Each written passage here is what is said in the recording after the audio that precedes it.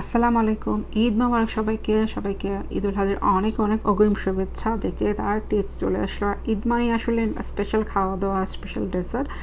আজকে নিয়ে আসলাম শাহি টুকরা, স্পেশাল শাহি টুকরা আমার মতো করে ভিন্নভাবে, এবং সাথে কোনো অংশে আপনারা যারা রেগুলারভাবে বানান কোনো অংশে এটা টেস্ট কম না।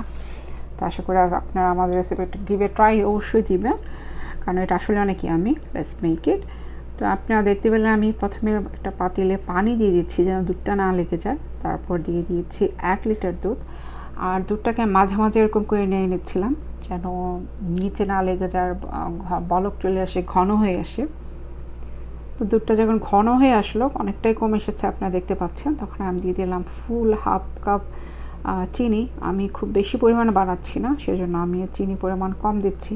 আপনারা যদি চিনি বেশি লাইক করেন অবশ্যই চিনি বাড়িয়ে নিতে পারেন, কমিয়ে নিতে পারেন। আমার বাসায় যেমন চিনি কম খাওয়া হয়, জন্য আমি একটু কমই দিই। তো দুধটা খুব ভালো করে এমনি চেড়ে আবার মিক্স করে নিলাম চিনিটা।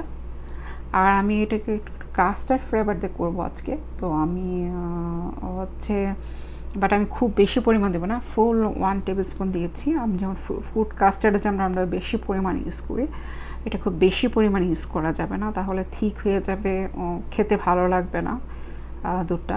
তো আমি জাস্ট কাস্টার্ডের ফ্লেভার দেওয়ার জন্য আমি নিয়েছি, তো ভ্যানিলা কাস্টার্ড নিয়েছি আমি এখানে। আর মেক শিওর করছি যেন খুব ভালোভাবে মিশে যায়। হাফ কাপ দুধে মিশিয়ে নিয়েছি। আর এখন আমি চলে আসলাম দুধের মাঝে একটু ঠেলে দেবো। আপনারা দেখতে পেয়েছেন যে আমি কোনো লাম্পস ছিল না। কাস্টার্ড পাউডার অবশ্যই কোনো লাম্পস থাকা যাবে না, তাহলে দুধে গিয়ে এটা ঠিক মানে দানা দানা হয়ে যাবে। তো আমি দুধে খুব ভালো করে এটা মিশিয়ে নিলাম। আর এখন একটু আসলে কন্টিনিউয়াস নাড়তে চাড়তে হবে যেন নিচে না লেগে যায়, কারণ কাস্টার্ড পাউডার দেওয়ার পরে একটু ঘন ঘন নাড়তে হয়। তা আমি জাস্ট একটা বলক আসার জন্য ওয়েট করব। একটা বলক আসলে আমি আসলে এটাকে এখন নামিয়ে নিব। তো এটা পারফেক্টলি ডান। আমি এটা এখন ঠান্ডা হতে রেখে দিব। আর এখন চলে আসলাম শাহি টুকরা, যেহেতু আমরা পাউরুটি দিতে পারি, পাউরুটি পিস নিয়ে নিয়েছি। আমি এখানে নিয়ে নিয়েছি 5 পিস নিয়ে নিয়েছি। আপনারা চাইলে কমিয়ে নিতে পারেন, বাড়িয়ে নিতে পারেন। তা আমি আমার যেহেতু রুটিটা ফ্ল্যাট না, উপরের দিকটা আমি একটু উপরে কেটে নিচ্ছি। আর এখন আমি এটাকে কাঁচি দিয়ে ট্রায়াঙ্গল শেপ করে কেটে নেব, এবং সবগুলো আমি এইভাবে কেটে নেব। এবং অনেকে চাইলে ব্রাউন জায়গাটা ফেলে দেয়, ব্রাউন জায়গাটা ফেলছি না, আমি এটা সহই করব। তো সবগুলো পাউরুটি পিস আমার পারফেক্টলি ভাবে কাটা হয়ে গিয়েছে। আর এর মাঝে বলতে চাই সবাইকে অসংখ্য ধন্যবাদ আমার চ্যানেলের সাথে কানেক্ট থাকার জন্য, আমার ভিডিও দেখার জন্য। তো এখন চলে যাব, আমি এগুলোকে ঘি দিয়ে দিলাম প্যানে। আমি ঘিতে এগুলোকে একটু টোস্ট করে নিব। আমি কোনো ডিপ ফ্রাই করছি না, আমি প্যানে এটাকে টোস্ট করে নেব পাউরুটি পিসগুলোকে।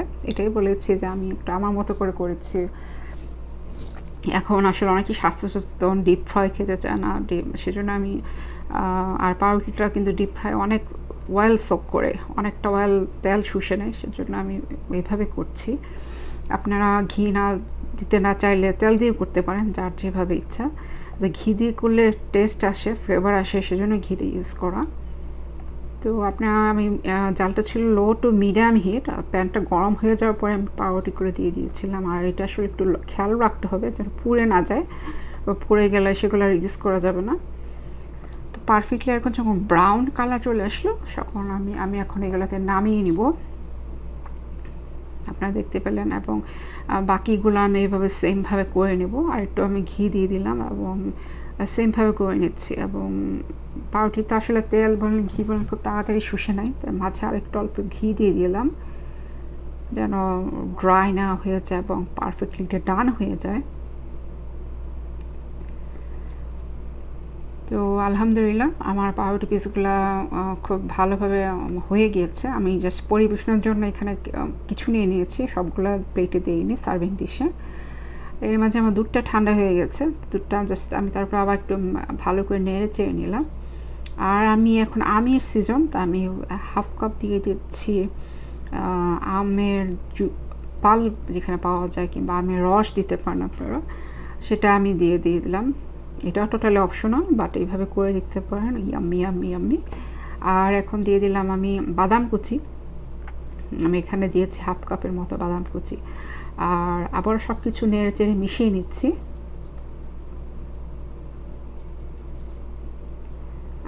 এখন চলে আসলাম সেই সার্ভিং ডিশে। আমি জাস্ট এখন পাউরুটির উপরে এগুলো আমি ঢেলে দিচ্ছি আমার যে দুধের সিরাপ, এবং এটা কোনো অংশে বিলিভ মি আমি চিনি সিরাপ এক্সট্রা ডিপ করে নিই, এক্সট্রা ডিপ ফ্রাই করে নিই, কিন্তু এভাবে ঝটপট আপনারা করে নিতে পারেন। এটার সাথে কোনো অংশেই কম না, এবং যেহেতু আপনারা দুধের সিরাপটা দিবেন, দুধের সিরাপে এটা সোক করে নেবে এবং ভালো করে আসলে মিশে পাউরুটির সাথে দুধ মিশে যায় এবং একটা জুসি ফ্লেভার, একটা ইয়ামি টেস্ট ফ্লেভার আসে, যেহেতু ম্যাঙ্গো দিয়েছি, কাঁচের ফ্লেভার দিয়েছি। তো তৈরি হয়ে গেলে আমার মতে করে, আমার স্টাইলে শাহি স্পেশাল শাহি টুকরা। আশা করি আপনাদের ভালো লেগেছে। ভালো লাগলে অবশ্যই রেসিপিটা একবার ট্রাই দিবেন। সবাই অনেক অনেক ভালো থাকেন। সবাইকে আবারও ঈদের অনেক শুভেচ্ছা। আল্লাহ হাফেজ।